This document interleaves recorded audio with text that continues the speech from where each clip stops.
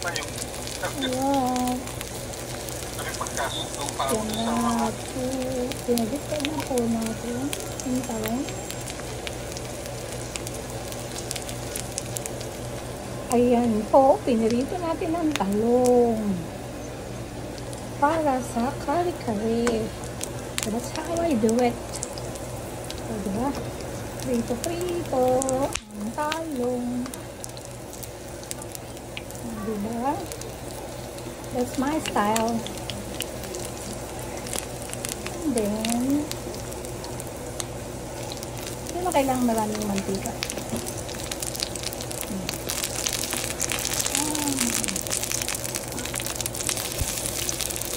Takpan natin. Takpan ang talong para magaling maluto. Ayan po, luto na ang talong. Hahanguin na natin. Hahanguin na. Pagdating na natin kung pantay-pantay na ang luto. At malambot siya. Lagyan na lang yung sauce ng karili. Hindi pa siya pantay-pantay ang luto. Yung iba malambot na.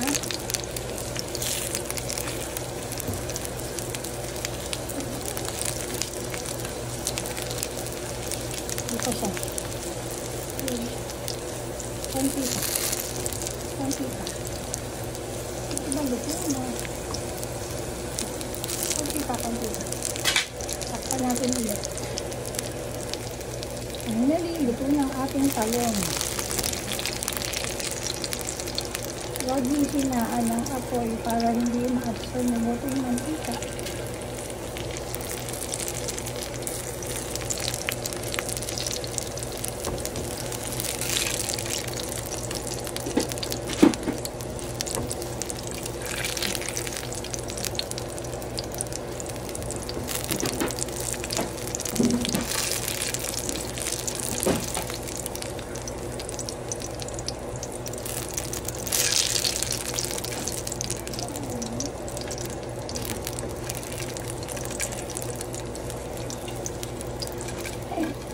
Ayaw pa sa mama.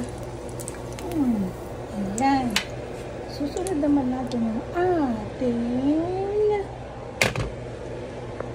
sitaw. Sitaw.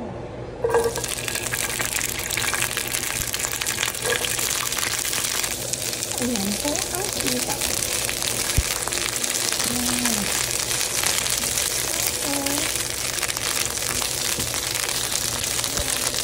Natin.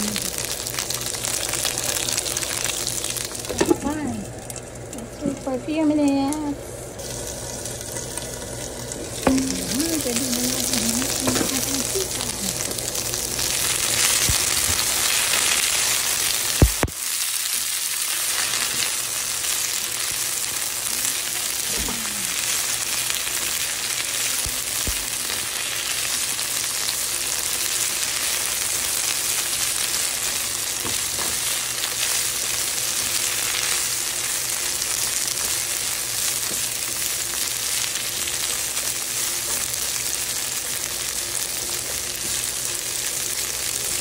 Ito na yung currency itong sitaw kami.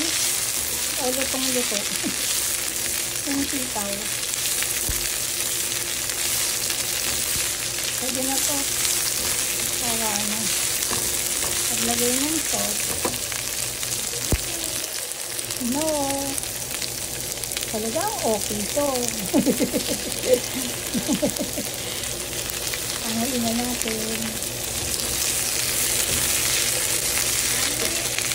Pangalin ko na. Wait lang. Dulo po ay ang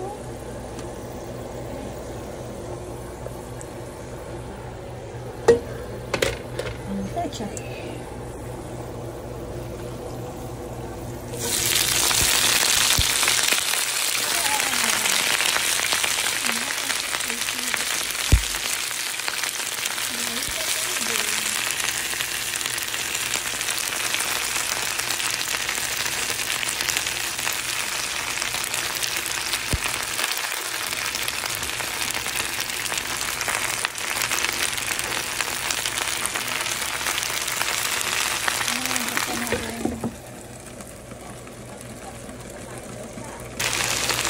Luto na ang ating kaya hanguin na natin. Hanguin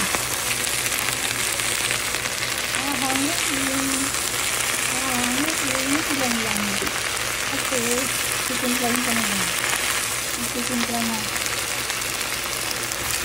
Ito ang ating mga gulay. Ngayon, maglalagay na tayo ng karkada. So, maglalagay na tayo ng sitaw. Sitaw sa abilisay. Ayan, sitaw sa karkada. Ayan, talong. Saka lang. Hirap. Talong. Talong. Eggplant.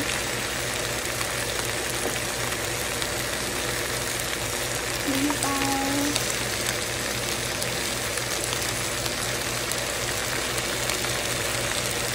Dagdagan pa yung sitaw. Ayan. Tapos, dagdagan ng talong. Talong. Paborito ito ng mga anak ko. Special na yun. Ay! Nilaglag ang tatay mo. Ay! Nilaglag ulit. Ngayon, ilalagay na natin ang cherry. Asa na yung ano? Ito. Ibigay na natin siya ng cherry. Ano kaya?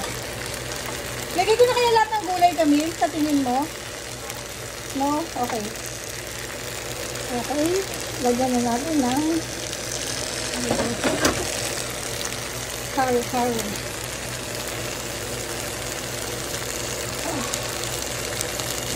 Ayan, diba?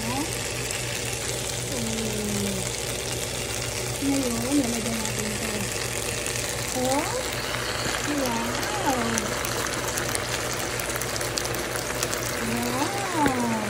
Diba? Sarap na karkada. Wow!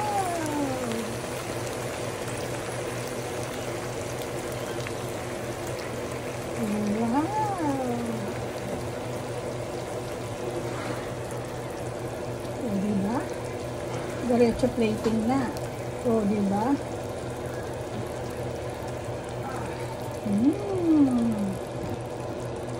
Ang sarap ng kare-kare. Ganyan.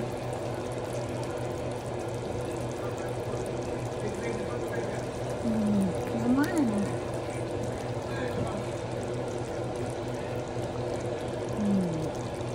Yay! Tapos na ang kare-kare. At yan na po ang kare-kare. Luto na siya. Wala po siyang puso kasi wala naman kakain ng puso sa mga anak ko. Kasi lahat sila, hindi sila kumakain. Okay. Yan na po. Yan ang ating finished product. Ang sarap-sarap.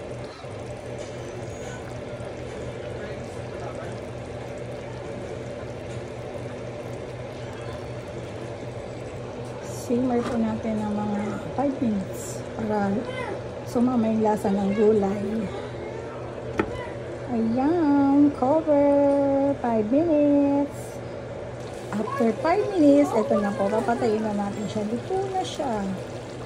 Luto na.